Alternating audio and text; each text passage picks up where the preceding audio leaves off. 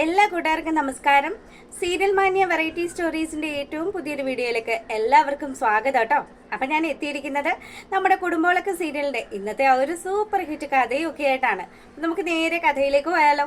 അങ്ങനെതാ സിദ്ധു ആണെങ്കിൽ അടി കൊണ്ട് ആകെ മൊത്തം അവശനായിട്ട് അവിടെ അങ്ങനെ കിടക്കുമ്പോഴത്തേക്കിനും അനിരുദ്ധ അങ്ങ് ചെല്ലുകയാണ്. അപ്പം തന്റെ അച്ഛൻ ഇത്രയും അവശതയിലൊക്കെ കിടക്കുമ്പോഴത്തേക്കിനും ഒരിക്കലും അനിരുദ്ധിന് മുഖം തിരിച്ചു നിൽക്കാൻ സാധിക്കില്ലല്ലോ. അങ്ങനെ അനിത സിദ്ധുവിനെ താങ്ങിയെടുത്ത് തന്റെ വീട്ടിലേക്ക് കൊണ്ടുവരികയാണ്. അപ്പം അനന്യാണെങ്കിലോ അയ്യോ അച്ഛനിത് എന്ത് പറ്റിയെന്നും പറഞ്ഞു ഓടി അങ്ങ് വരികയാണ്. പിന്നാലെ സ്വരമോളും വിശ്വനും എത്തുമ്പോഴത്തേക്കിനും അച്ഛന് കുഴപ്പമൊന്നും ഇല്ല മോളെ, അച്ഛനെ കുറച്ചു പേര് ചേർന്ന് ആക്രമിച്ചതാണ് എന്നുള്ള കാര്യം പറയുകയൊക്കെ ചെയ്യാണ്. അനന്യാണെങ്കിൽ ചെന്ന പാടെ തന്നെ വേഗം തന്നെ അച്ഛനുള്ള ആ ഒരു മരുന്നും കാര്യങ്ങളും ഒക്കെ എടുത്തു കൊടുക്കുകയാണ്. അപ്പം പുള്ളിക്കാരനെ അവിടെ ആ ഒരു സെറ്റിൽ ഇരുത്തുന്ന സമയത്ത് നമ്മുടെ അനിരുദ്ധ് ചോദിക്കുന്നുണ്ട്, എന്താണ് ആ ഗുണ്ടകള് അച്ഛനെ ഇടിക്കാനുള്ള കാര്യം എന്താന്ന് ചോദിക്കുകയാണ്. മോനെ, അച്ഛൻ ഒരുപാട് തെറ്റുകൾ ചെയ്തിട്ടാണ് ഈ നാട്ടിൽ നിന്നുമൊക്കെ പുറപ്പെട്ടു പോയത്. അങ്ങനെ അച്ഛൻ ചെയ്ത ഏറ്റവും വലിയൊരു തെറ്റാണ് പരമശിവം എന്ന് പറയുന്ന ഒരുത്തന്. അവനൊരു ഫ്രോഡാണെന്ന് അറിഞ്ഞുകൊണ്ട് തന്നെയാണ് അച്ഛൻ നമ്മുടെ ആ ഒരു ശ്രീനിലയം അവന് പണയം വെച്ചത് എന്നുള്ള കാര്യം പറയുക. അപ്പൊ ഇത് കേൾക്കുമ്പോൾ നമ്മുടെ അനിരുദ്ധിന് നല്ല ദേഷ്യമായി കേട്ടോ. അനിയാണെങ്കിലോ ആ ദേഷ്യമൊക്കെ അങ്ങനെ മുഖത്ത് കാണിക്കുന്ന സമയത്ത് സിദ്ധുവിനെ വലിയ വിഷമമൊക്കെ ആയി. അപ്പം എന്തായാലും സംഭവിച്ചത് സംഭവിച്ചു എന്നും പറഞ്ഞ് വിശ്വനാണെങ്കിൽ സിദ്ധുവിനെ ആശ്വസിപ്പിക്കുകയാണ്. ഇല്ല, ഞാൻ ഇതൊന്നും അനുഭവിച്ചാൽ പോരാ, സുമിത്രയോട് ചെയ്ത ആ ഒരു തെറ്റുകൾക്ക് അതിനുള്ള ശിക്ഷ ഇതൊന്നും അല്ല എന്നുള്ള കാര്യമൊക്കെ സിദ്ധു ഇങ്ങനെ ഭയങ്കര കുറ്റബോധത്തോടു കൂടി അനിരുദ്ധിന്റെ അടുത്ത് സംസാരിക്കുകയാണ്. അതിന് അച്ഛൻ ഇനി അങ്ങനെ മാപ്പ് പറഞ്ഞിട്ട് എന്താ കാര്യം, സംഭവിക്കാനുള്ളതെല്ലാം സംഭവിച്ചു കഴിഞ്ഞില്ലേ, അമ്മയാണെങ്കിൽ ഇന്ന് ഈ ലോകത്തില്ലതാനും, അപ്പൊ ഇനി അച്ഛൻ ആരോട് മാപ്പ് പറയാനാണ് എന്നുള്ള കാര്യമൊക്കെ അനിരുദ്ധ് പറയുക. അപ്പൊ ഇങ്ങനെയൊക്കെ പറയുമ്പോ നമ്മുടെ സ്വരമോളാണെങ്കിൽ അച്ഛൻ വിഷമിക്കരുത്, അച്ഛന് ഞാനുണ്ട്, അച്ഛൻ എൻ്റെ കൂട്ടുകാരി ചിക്കുവിനെ അച്ഛന് ഞാൻ പരിചയപ്പെടുത്താമെന്നും പറഞ്ഞ് കുഞ്ഞു ആണെങ്കിൽ പാവ എടുക്കാൻ വേണ്ടി പോകുമ്പോഴത്തേക്കിനും മോളെ അച്ഛൻ ഇനി ഒരു ദിവസം വരാം, വരുന്ന സമയത്ത് മോള് പാവയെ കാണിച്ചാൽ മതി, മോളുടെ ചിക്കുവിനെ അച്ഛൻ അന്ന് പരിചയപ്പെട്ടോളാന്നും പറഞ്ഞ് സിദ്ധു ആണെങ്കിൽ അവിടുന്ന് ഇറങ്ങാൻ തുടങ്ങുകയാണ്. അപ്പൊ ഇറങ്ങാൻ തുടങ്ങുമ്പോഴത്തേക്കിനും അനന്യ പറയുന്നുണ്ട്, അച്ഛ ഭക്ഷണമൊക്കെ കഴിച്ചിട്ട് പോവാം, അപ്പൊ അച്ഛൻ ഇവിടെ നിൽക്കെന്ന് പറയുക. അത് വേണ്ട എന്നുള്ള രീതിയിൽ നമ്മുടെ അനിരുദ്ധ് പറയാണ്, അച്ഛൻ ഒരു ഹോട്ടലിൽ റൂം എടുത്തിട്ടുണ്ടല്ലോ, അപ്പം അച്ഛനത് വലിയ ബുദ്ധിമുട്ടാകും, അതുകൊണ്ട് അച്ഛൻ അങ്ങ് പോയിക്കോട്ടെ അനന്യ, നീ അച്ഛനെ തടയാൻ നിൽക്കണ്ട എന്നുള്ള ആ ഒരു കാര്യം ഇങ്ങനെ പറയുക. അപ്പൊ ഇത് കേൾക്കുമ്പോഴത്തേക്കിനും സിദ്ധുവിന് മനസ്സിലായി ഇറങ്ങിപ്പോടോ എന്നുള്ള രീതിയിൽ നമ്മുടെ അനിരുദ്ധ് പറഞ്ഞതാണ് എന്നുള്ള കാര്യം. അങ്ങനെ സിദ്ധാർത്ഥൻ തന്റെ സ്വരമോൾക്ക് ഉമ്മയൊക്കെ കൊടുത്ത് അവിടുന്ന് മടങ്ങുകയാണ് കേട്ടോ. സിദ്ധു പോയ സമയത്താണെങ്കിലും അനന്യ പറയുന്നുണ്ട്, ദൈവമേ അച്ഛന് തനിയെ കാറോടിച്ച് പോകാൻ പറ്റുമെന്ന് തോന്നുന്നില്ല, അത്രയ്ക്ക് അവശതയുണ്ട്. നീ എന്താ വിചാരിച്ചു വെച്ചിരിക്കുന്നത്, എന്റെ അച്ഛൻ ആള് ചില്ലറക്കാരനൊന്നും അല്ല, വെട്ടിയിട്ട മുറി കൂടുന്ന എനോ ആണ് എന്നുള്ള കാര്യം പറയാണ്. അപ്പം അനിരുദ്ധിന് അച്ഛനെ തീരെ ഇഷ്ടമല്ല എന്നുള്ള കാര്യം നമ്മുടെ അനന്യക്ക് ബോധ്യപ്പെട്ടു. അങ്ങനെ ആ ഒരു സീൻ കഴിയുമ്പോൾ നമ്മളെ കാണിക്കുന്നത് സുമിത്രയാണ് കേട്ടോ. അപ്പൊ സുമിത്രയാണെങ്കിലോ ഇവിടെ ഇപ്പൊ നമ്മുടെ രഞ്ജിതയുടെ കരണം പുകച്ചൊരു അടിയൊക്കെ കൊടുത്തിട്ട് നിൽക്കുകയാണല്ലോ, അതുകൊണ്ട് തന്നെ ഇനിയിപ്പോ ഈ വീട്ടിൽ നിൽക്കാനൊന്നും പറ്റത്തില്ല. പുള്ളിക്കാരിയാണെങ്കിൽ ഇതാ നമ്മുടെ പൂജയെ വിളിക്കുകയാണ്. പൂജ കോൾ എടുത്തതും എന്താ അമ്മ പറയും, എന്നാ ഉണ്ട് വിശേഷം എന്നൊക്കെ ചോദിക്കുക. അപ്പോൾ ഉടനെ നമ്മുടെ സുമിത്ര പറയുന്നുണ്ട്, മോളെ ഇവിടെ ചില പ്രശ്നങ്ങളൊക്കെ ഉണ്ട്, അമ്മയും അച്ഛമ്മയും കൂടി നാളെ തന്നെ അങ്ങ് വരികയാണ് എന്നുള്ള കാര്യം പറയുക.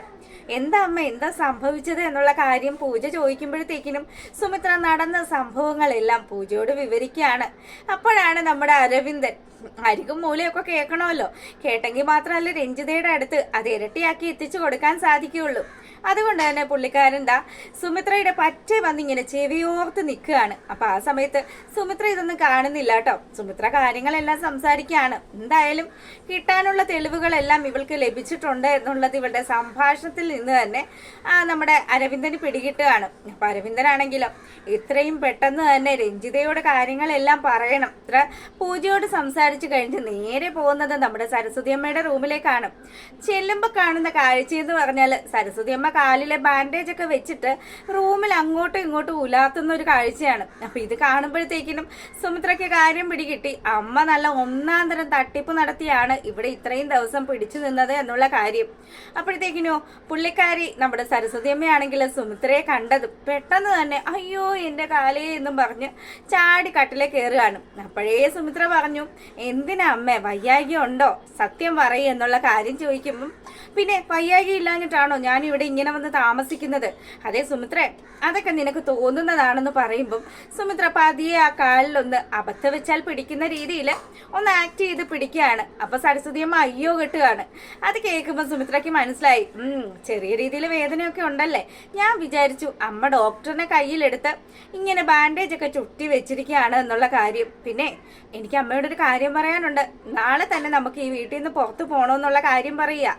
അല്ല മോളെ, അതിന് എൻ്റെ കാലിൻ്റെ അസുഖമൊന്നും മാറിയിട്ടില്ലല്ലോ. അത് മാറുന്നവരെ ഇവിടെ നിൽക്കാന്നല്ലേ അമ്മ പറഞ്ഞത്. മാറിയാലും ശരി മാറിയില്ലെങ്കിലും ശരി, നാളെ തന്നെ അമ്മയുടെ ബാൻഡേജ് അങ്ങ് അഴിച്ചേക്കാം. അതുകൊണ്ട് അമ്മ നമ്മളുടെ കൂടെ വാടക വീട്ടിലേക്ക് വരാൻ തയ്യാറായിക്കോ എന്നുള്ള കാര്യം സുമിത്ര പറയുക. ഇത് കേൾക്കുമ്പോൾ സരസ്വതി അമ്മ പറയാ, ഞാൻ വരുന്നൊന്നുമില്ല, നീ പോയിക്കോ.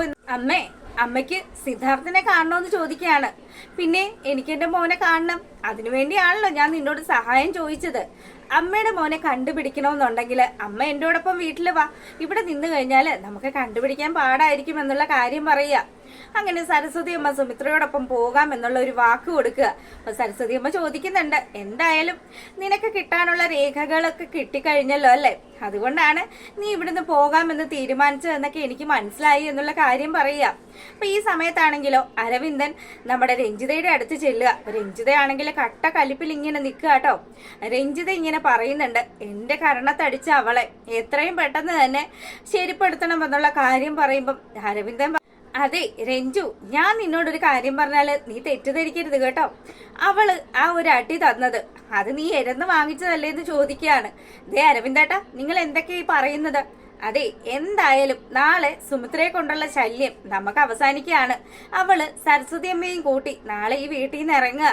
ആഹാ, അങ്ങനെ ഒരു തീരുമാനമൊക്കെ ഉണ്ടോ? നിങ്ങളിതെങ്ങനെ അറിഞ്ഞു എന്ന് ചോദിക്കുമ്പം അവള് പൂജയെ വിളിച്ച് സംസാരിക്കുന്നത് ഞാൻ അറിഞ്ഞിരുന്ന് കേട്ടതാണ്. അതുകൊണ്ട് എത്രയും പെട്ടെന്ന് തന്നെ ആ ശല്യം നമ്മുടെ വീട്ടിൽ നിന്ന് പോകുമല്ലോ, പിന്നെ നിനക്ക് സമാധാനമായിട്ട് ഇവിടെ ഇരിക്കാം. അരവിന്ദേട്ടാ, നിങ്ങൾ എന്താ വിചാരിച്ചു വെച്ചിരിക്കുന്നത്?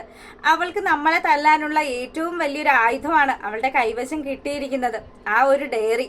അത് കിട്ടിക്കഴിഞ്ഞാൽ പിന്നെ നിങ്ങൾക്കറിയാലോ, ഡയറി വെച്ചിട്ട് നമ്മുടെ രോഹിതേട്ടന്റെ കയ്യേഷണമാണ് അതിലുള്ളത്. അതുകൊണ്ട് തന്നെ അത് ഏതെങ്കിലും ഒരു കോർട്ടിൽ പ്രൂവ് ചെയ്ത് കഴിഞ്ഞാൽ പിന്നെ തീർന്നു. ഞാനും ഇല്ല നിങ്ങളും ഇല്ല, നമ്മൾ ഇതുവരെ കെട്ടിപ്പടുത്ത ആ ഒരു സാമ്രാജ്യവും ഉണ്ടാവില്ല. അപ്പൊ എത്രയും പെട്ടെന്ന് തന്നെ സുമിത്ര ഇവിടുന്ന് പോകുന്നതിന് മുന്നേ തന്നെ ആ ഡയറി എത്രയും പെട്ടെന്ന് എന്റെ കൈവശം കിട്ടിയേ പറ്റുള്ളൂ എന്നും പറഞ്ഞ് അരവിന്ദനോട് ദേഷ്യപ്പെട്ട് സംസാരിക്കുകയാണ് രഞ്ജിത. ഇതൊക്കെ പറയുമ്പോഴത്തേക്കിനും അരവിന്ദനാണെങ്കിൽ ഭയങ്കര കൺഫ്യൂഷനിലായി കേട്ടോ. ഈശ്വര, ഇനി ഞാനത് എവിടെ പോയി തപ്പാനാണ്? 24 hours സരസ്വതിയമ്മ ആ റൂമിലുണ്ട്. അവരങ്ങോട്ടോ ഇങ്ങോട്ടോ മാറാൻ പറ്റത്തില്ലല്ലോ. മാറിയെങ്കിലല്ലേ എനിക്ക് അതിനകത്ത് കയറി തപ്പാൻ പറ്റുള്ളൂ. അങ്ങനെ വിഷമിച്ച് നിന്ന് ആലോചിക്കുമ്പോൾ നമ്മളെ കാണിക്കുന്നത് നമ്മുടെ അപ്പുവിനെയും അതുപോലെ തന്നെ പൂജയുമാണ്. അപ്പൊ രണ്ടുപേരും കൂടി അത്യാവശ്യം നല്ല രീതിയിൽ ഇങ്ങനെ സംസാരിച്ച് കളിച്ചിരികളൊക്കെ ആയിട്ട് ഇങ്ങനെ വരുമ്പോഴത്തേക്കിനും ദീപു ആണെങ്കിൽ ഇതെല്ലാം വാച്ച് ചെയ്ത് നിൽക്കുന്നുണ്ട്. അപ്പൊ ദീപു ഇങ്ങനെ മനസ്സിലാലോചിക്കുകയാണ്, രണ്ടാളും എത്ര സ്നേഹത്തിലാണ്. അപ്പൊ അവരെ പിരിക്കുന്ന കാര്യം, ഈശ്വര, ഞാൻ എന്ത് വലിയ ക്രൂരതയാണ് എൻ്റെ മോനോട് ചെയ്യുന്നത് എന്നുള്ള കാര്യം ഇങ്ങനെ ആലോചിക്കുമ്പോഴത്തേക്കിനും പൂജയാണെങ്കിൽ അപ്പുവിനോട് പറയുക, അപ്പുവേട്ടാ, ദേ അപ്പുവേട്ടന് ഞാനൊരു ഗിഫ്റ്റ് വാങ്ങിച്ചിട്ടുണ്ട്, അപ്പുവേട്ടൻ ഇവിടെ വന്നിരിക്കുമെന്നും പറഞ്ഞ് അപ്പുവിനെ പിടിച്ച ആ ഒരു സെറ്റിയിൽ ഇരുത്തിയിട്ട് പൂജയാണെങ്കിൽ ഗിഫ്റ്റ് എടുക്കാൻ പോവുക. ഇത് തന്നെ പറ്റിയ തക്കമെന്നും പറഞ്ഞ് നമ്മുടെ അപ്പുവിന്റെ അടുത്തേക്ക് ദീപു എത്തുകയാണ്. ദീപു വന്ന പാടെ തന്നെ, അല്ലട മോനെ, എന്നെ കൊണ്ട് നിന്റെ ഓഫീസിലെ വിശേഷം ചോദിക്കുക. എന്റെ ഓഫീസിൽ എന്താ വിശേഷം? എല്ലാരും നന്നായിട്ടിരിക്കുന്നു. അല്ലടാ, സ്നേഹ നന്നായിട്ടാണോ ഇരിക്കുന്നതെന്ന് ചോദിക്കുമ്പോഴത്തേക്കിനും, ഏത് സ്നേഹ? അല്ല, നിന്റെ സ്നേഹ. അവള് നന്നായിട്ട് തന്നെയാണോ ഇരിക്കുന്നത്? അതിന് അവൾക്ക് എന്താ കുഴപ്പം? പിന്നെ അച്ഛൻ എന്റെ സ്നേഹ എന്ന് പറഞ്ഞ ആ ഒരു പ്രയോഗം അതെനിക്ക് എന്താ മോനെ അങ്ങനെ?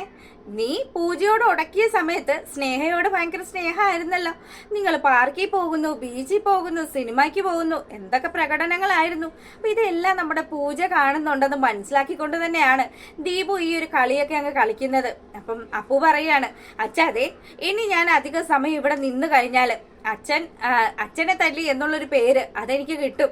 അതുകൊണ്ട് ഇനി ഞാൻ ഇവിടെ നിൽക്കുന്നില്ല എന്ന് പറയുമ്പോൾ ദീപു പറയാ, മോനെ, നീ കാരണമാണ് അവളുടെ 4-5 കല്യാണാലോചനകൾ വേണ്ടെന്ന് വെച്ചത്. അതുകൊണ്ട് അച്ഛന്റെ അഭിപ്രായത്തിൽ നീ കെട്ടേണ്ടത് സ്നേഹയെ തന്നെയാണ് എന്നുള്ളൊരു ഉപദേശം ദീപു കൊടുക്കുക. അച്ഛനോട് ഞാൻ പറഞ്ഞു, എന്റെ ക്ഷമയെ അച്ഛൻ പരീക്ഷിക്കുകയാണോ എന്ന് ചോദിച്ച് അപ്പു ആണെങ്കിൽ അവിടുന്ന് ദേഷ്യപ്പെട്ട് ഇറങ്ങുകയാണ്. അപ്പൊ ഈ സത്യങ്ങളെല്ലാം മനസ്സിലാക്കി വളരെ വിഷമിച്ച് നമ്മുടെ പൂജ അവിടെ അങ്ങനെ നിൽക്കുകയാണ്. അപ്പൊ ഇങ്ങനെ നിൽക്കുമ്പോഴത്തേക്കിനും ദീപു മനസ്സുകൊണ്ട് ഇങ്ങനെ പങ്കജിനെ പ്രാകുകയാണ് കേട്ടോ. അവൻ ഒറ്റൊരുത്തൻ കാരണമാണ് എനിക്ക് എൻ്റെ മോനോട് ഇത്രയും കടുത്ത് പെരുമാറേണ്ടിയൊക്കെ വന്നത്. അവനോട് കാണിച്ച ആ ഒരു കാശിന്റെ കൂറ് അത് മാത്രമാണ്. എന്തായാലും ഞാൻ ഇനി ഇങ്ങനെയൊക്കെ പോയി കഴിഞ്ഞാൽ ആത്മഹത്യ ചെയ്യേണ്ടി വരുമോ ഈശ്വരാന്നും പറഞ്ഞ് ദീപു ചിന്തിച്ചിരിക്കുന്നത് കാണിച്ചുകൊണ്ടാണ് ഇന്നത്തെ കഥ അവസാനിക്കുന്നത്. അപ്പം എല്ലാ കൂട്ടുകാർക്കും നല്ലൊരു ഈവനിങ് ഒക്കെ ആശംസിച്ചുകൊണ്ട് വീഡിയോ വൈൻഡപ്പ് ചെയ്യുന്നു. താങ്ക്